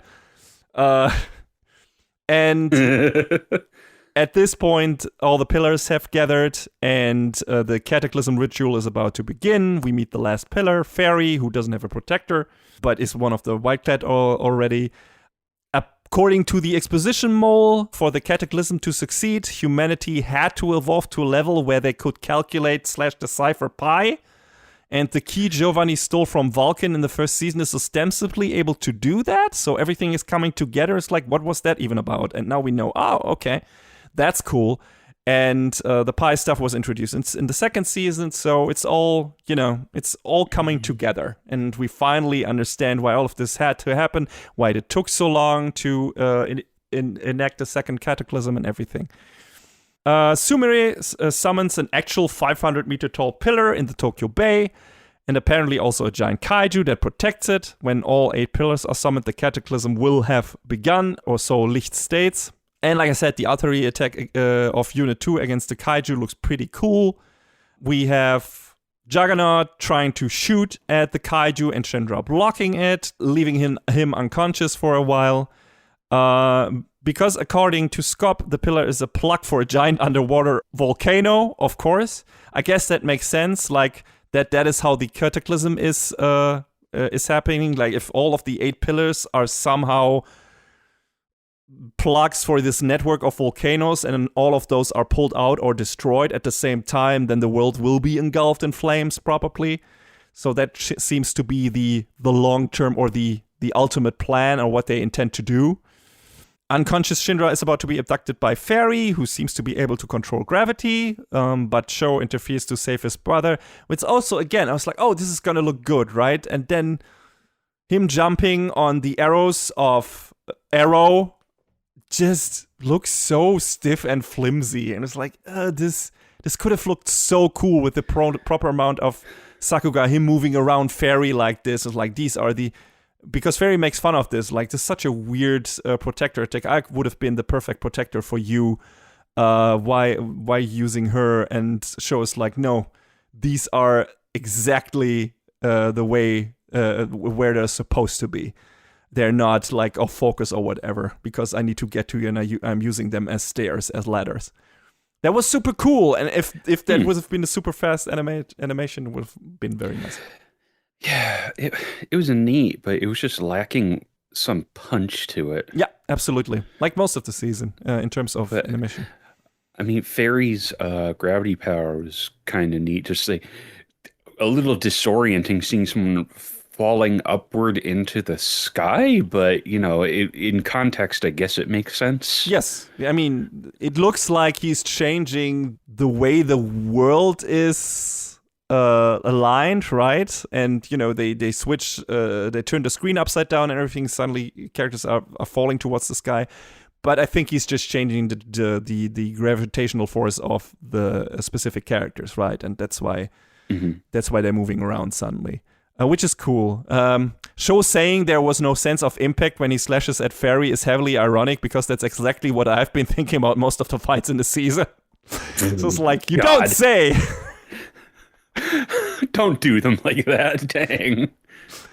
And yeah, we have Kurno fighting the Titan, and his final attack was one of the real Sakuga moments in the show. It looked really cool with this like black soot form and everything. So wildly inconsistent animation levels at this point, because right after that it goes back to looking very, and then we have the weird stuff with Fairy and Sho, which doesn't look good, and then you have this. You have one scene with Ogon, which looks pretty damn good. Then it goes back to not looking good. Then it goes to the Kurono final attack against the Titan, which looks great. So I'm like, what? Do we have like one guy on your team or two who can still deliver full Sakuga moments, but they can only do like one small 2-second scene every like 10 episodes or something? I don't know, but that was kind of it. And yeah, we have like the Titan, the destroyed Titan, I think, like his essence or its essence or whatever goes to the pillar and turns it into black. I don't know if that will eventually destroy it. Maybe. That was interesting. We have Shinra forming a dollar link with Inca, and they both travel to the past, which is the final thing that happens in this season. To the past specifically, right before the first cataclysm happens. Shit gets super wild. We see a bunch of photographs from our reality, which Shinra is still animated, and that could be a style choice, right? Or to save money because they don't have to animate those photographs, of course. But he also says, "What are these beings that look kind of like people?"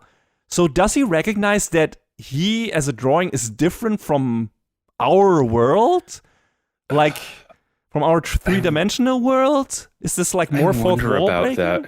Yeah, this was the other moment aside from the weird stuff with the power set of Arthur's dad, where it's like now we have this mixed reality thing going on, and we see someone crumbling up a piece of paper in that flashback, or we see a photograph of that, and I'm like, is this gonna do a like we are all characters in a story thing? I was really interested in it. I was like, okay, where are you going with this? And Inca states like you're gonna fall in love with me. So I assume whatever the characters they transported to that are their previous incarnations from 250 years ago or whatever had a relationship, which is something we will probably see in the next season. Again, more shit. Like, we have so much stuff already in terms of what fights and character plot threads in the fights need to be resolved, aside from all the fucking apocalypse shit. And then we have now this weird flashback stuff that also needs to be resolved, like, that hints at some bigger thing happening in the background. And I don't know how they will fucking remotely be able to do this in 12 episodes, John. I have no idea. They've built up so much, and yet they've done so little. It's so weird. Yeah, we end this first core on a blonde, ostensibly older version of Shinra being tied to a bed, and a news report on the TV next to him states that a fifth pillar has appeared. So, right before the advent of the first great cataclysm is where we are left off in this. And I don't know what to make of this. I don't know how they're possibly gonna wrap all of this shit up. No idea, at least not even remotely in a satisfying way. I'm very worried about the finale of this show, especially since people already were very skeptical about them being able to cram all that's left of the manga into a 24-episode season. And considering the pacing of this season, not to mention the huge downgrade in animation quality, I'm really doubtful they will be able to wrap this up in a satisfying manner. I really, really hope they don't cram it all into the next 12 episodes, man. That's what they seem to be intending to do. I feel like that'd be doing a great disservice to it, though. It would be horrible. It will be a nightmare. It will be an absolute rush job. Like, the fights will not be long enough, if they even are animated at all. There will be not enough character. They will probably cut a lot of the explanations out of it, so none of that shit will make sense. And they will probably, like, skip a lot of the character development that's gonna happen. So it's gonna be, like, an absolute clusterfuck. I don't see if the next part that's airing in January is only gonna have 12 episodes, and if this is truly the last thing we're gonna get out of Fire Force, this is gonna be a disaster. I really hope we're gonna get more than just these 12 episodes that are coming up. I mean, let's try to be positive about this. They didn't say it's the final season. It's the third season. Did they? So I'm not sure. I've read conflicting things. I have read like reports that they confirmed that this is the final season. Unless it's the final season and then they do like the final a season movie episode or something. Part, like Attack on Titan did it. You took the words out of my mouth. Yeah. I mean, I would be totally fine with that. I don't give a shit if they name, like, if we have, like, 4 more seasons that are all named the final season, whatever arc. I don't care. Do that. But don't fucking let it end in 12 episodes. You will not be able to do this. Like, and David Production is not known for doing this. Like, all the previous projects we've seen, or, I mean, we don't, let's say all the JoJo stuff. I don't feel like, reading from all the stuff that came out of that, I don't feel like they cut any substantial bits out of that or changed the ending to a negative degree where it didn't make sense anymore. I feel like they even upgraded the stuff from Stone Ocean, I think, where it made more sense than it did in the manga, if I remember correctly. And added some stuff that added more context that made the ending make more sense. So that's the opposite of fucking it up in that regard and cutting shit out. And I feel the same, I think, for Captain Tsubasa, the adaptation of that I saw. So why Fire Force of all things would get that treatment is completely beyond me, considering how much effort they put into the first 2 seasons. Makes me ask the question again, what the fuck happened? I'm so worried. Look it up. We'll see. I had to look it up because, I guess I missed that it was the, quote, 3rd and final season. But, again, maybe there'll be movies after. Maybe the second core will be longer. I mean, that's highly unlikely in anime production. But, I don't want to see this show that we have mostly enjoyed. Yes. Love the first 2 seasons. Just fall on its face and fumble at the goal line. Yes. Yes, that's always very disappointing and frustrating and so hard to understand. Like, if it's maybe it was a money thing, maybe the budget went something as the marketing budget went something else, so they had to make do with what they had for this. Maybe the people just generally left the animation studio and went to another studio. Maybe they didn't have enough personnel anymore. I don't fucking know what happened here. Or just got deprioritized. If it changed studios, I would totally understand the downgrade in quality. But at the same studio, this happening at the same studio that produced the first 2 seasons and that looked incredible and that was well written and everything and had solid pacing, and now this studio giving us that season, I don't understand. It's just so fucking weird. I always think of Golden Kamuy, how it started off as being like, I will not mince words, the first season production-wise is a mess, but then Geno Studio in seasons 2 and 3, they stepped it up super hard before it got handed off to Brainspace. So it was like, it was cool to see them build it up like that. Yes. But this is the reverse of that. And again, we don't know what the reason for this is. I wonder, I mean, I looked a bit for that, but so far I've only seen like assumptions being made. I've not seen any clear information of what actually was the reason for the animation downgrade and for them trying to do all of this in another 24 episode season. Maybe because the manga is wrapped up and they can't use it as advertisement anymore for coming chapters or something like that. Maybe that's why it was cut short. I don't fucking know. I mean, the manga has been over for almost 2 years at this point. So, like, I mean, hasn't it been almost 2 years since the end of season 2? Oh, God, you're right. So that kind of aligns with that. What is time? So, yeah, maybe that was the whole reason. I don't know. But it's still, just fucking finish your show the right way. Like 2 years, excuse me, almost 3 years. Oh, over 3 years. I was going off the dates of the tankobon. Okay. So, yeah, I don't know.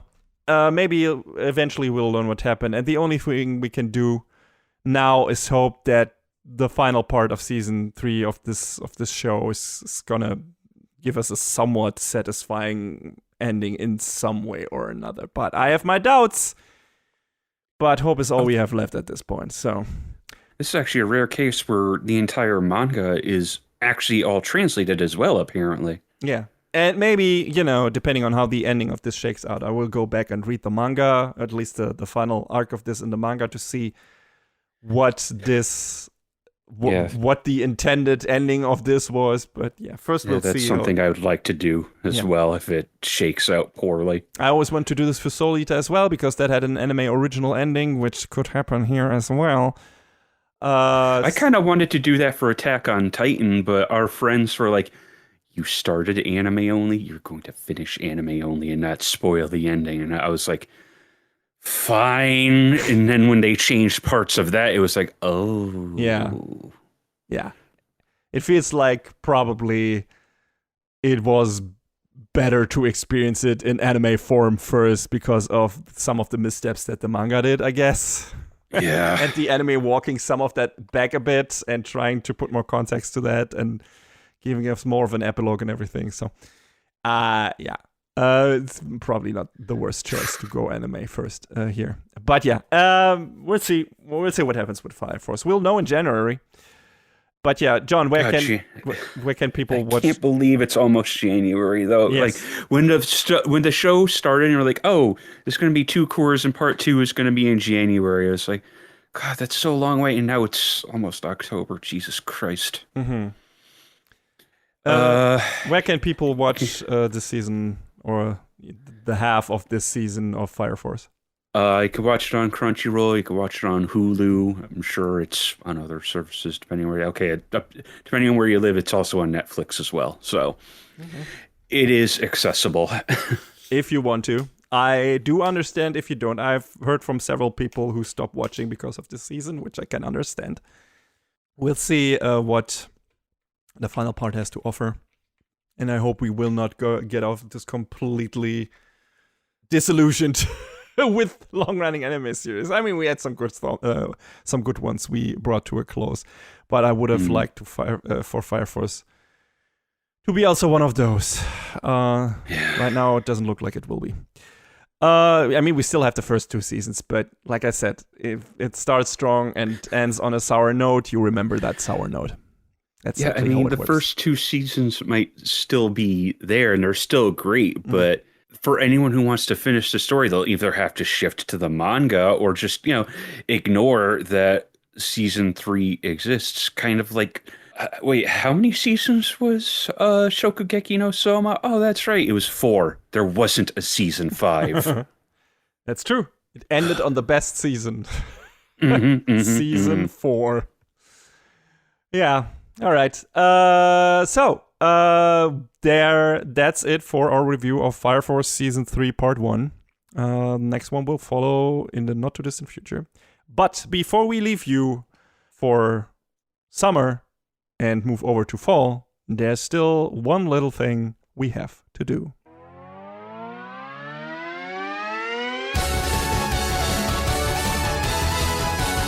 Best of the season!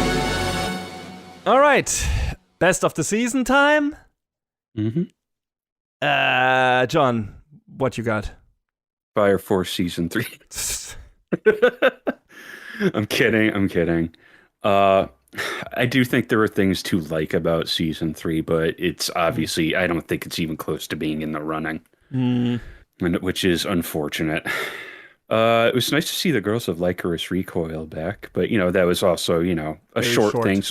So I don't think it should also be in the running, but, hopefully it is. That it means there are other bigger, better things in the future for it. So hopefully we'll see.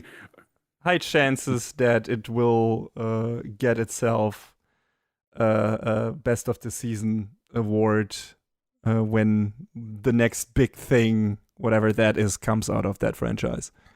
Very high chance. So let's see. Gundam Quux was neat in concept, but it definitely kind of fell flat on its face toward the end, which is unfortunate because it had the potential to be something really cool. I kind of feel the same about Lazarus, but a little bit lesser negative about it because it's still a cool story with neat characters, but it just I don't feel like it was up there for me. So I think I'm probably going to go with Rock is a Lady's Modesty. Seems like that makes sense. Yeah, because all the characters were great. The music was great. The through line on the story was just so strong. Seeing, Lilisa relighting her passion for rap music and making all these friends along the way and turning her adoptive sister onto her side. So, it was just a really strong story with a lot of great beats. Get it? Because it's also musical. Got it. So, yeah, I think that's a pretty strong contender, and I think it's probably my choice for this season. Cool. Sounds like a good pick. Mm-hmm. So, what's yours? Well, here's something that never happened before. Usually, I either know my best of the season picks or have trouble deciding, immediately, or have trouble deciding between several amazing shows. But this time, I don't feel particularly strong about any of the shows this season. Like Lazarus and G-Quack started strong. Sometimes it's like that. Yeah, but the wheels came hard off those shows by the end of their run, so I don't feel like I'm like giving it to them. The most likely candidate is My Hero Academia Vigilantes because I consistently enjoyed that show, but it's also very episodic and doesn't have any real story to speak of yet. Good character bits, definitely, and I like the cast. But it's like, okay, I'm still waiting for the other shoe to drop there. And Fire Force, we just talked about, like, ruined most of the Ghost will build towards it with the 2 previous incredible seasons by delivering thoroughly disappointing animation for most of this one, plus pacing issues. If I gave Fire Force the award, it would be for Arthur and only him, because he's my king and deserves my loyalty. But the problem is Fire Force never got any rewards from us for its previous 2 seasons, and considering the quality of the third one, it's probably not going to get it for the second part of that either. Yeah, it's kind of a crime, Yeah. honestly. So, since it's our show and we love to have our cake and eat it too, I'm going to give my Best of the Season award to Fire Force, but retroactively for season 1 and 2, and only the Arthur bits in season 3. Okay, there. You know what? That works. I will specifically mention that in the Best of the Season entry on our site. Because, hey, I just rewatched season 1 and 2 and had a fantastic time. Those seasons deserve it, and they haven't gotten it yet, so fuck it. That's my pick for Best of the Season. It's the previous 2 seasons of Fire Force and the Arthur storylines and moments from this one. Because, yeah, also animation-wise, he got the best almost the best fucking parts in this show. Yeah. In this season. So he got everything good is Arthur-related in this. So, yeah. We didn't even mention that the reason he was late to the fight was because he fell out of the truck. Yes, it happens. It can happen to anyone. He's so relatable. But yeah. Wait, where's Arthur? He was with us. God, that kid. But yeah, so it's a cheat. We love to cheat here when it comes to Best of the Season, but I'm okay with this because I felt, after looking at our Best of the Season, and realized that we never gave it to Fire Force because it had such strong contenders when in the what was season. it even up against that we picked? It was up against B-Stars at one point, for example. Ooh. It was up against... Oh, I looked this up. It was up against Akudama Drive. Oh, yeah. So that's tough because those are great choices too. Yes. So it lost out, and at that point I was like, it's gonna get. I mean, I'm giving it to the final season. It's gonna be fine. And had I known, maybe part 2 will be better. Well, cross your fingers. Knock on wood. That's all we can do, and hope is all we have, and that's what we leave you with for the end of this season. But fall season is right around the corner. Looks a bit like slim pickings, judging from the listings on, AnyChart and stuff like that. But there's some stuff that I will take a look at, definitely, and definitely some returning shows that I will check out. So, until then, get ready for the cold seasons I get. No, I don't want to. Oh, I do want to. I'm in the mood for hoodie weather. So, yeah. All right. Joke's on you. I wear a hoodie all year round because the office I work in is so cold. All right.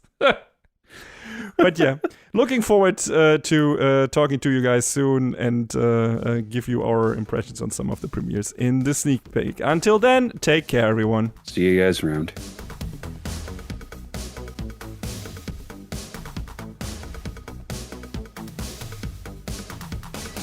And that is a wrap on the 171st episode of Anime Brain Freeze. All the music in our podcast is from the Double Dragon Neon soundtrack by the amazing Jay Kaufman. Please go to virt.bandcamp.com and check out his awesome work. Find us where all the podcasts live, but also check out animebrainfreeze.com for our review index and more. Please leave us a review and rating on Apple Podcasts, Spotify, or your podcast app of choice if you can. Follow us on the socials or send an email to animebrainfreeze@gmail.com. We would love to read your feedback. Thanks for tuning in. We hope you had a good time, and please join us again on our next episode. Macht's gut. Take care, everybody. Next time on Anime Brain Freeze. Con Air. Assassination Classroom. What show are we even watching anymore?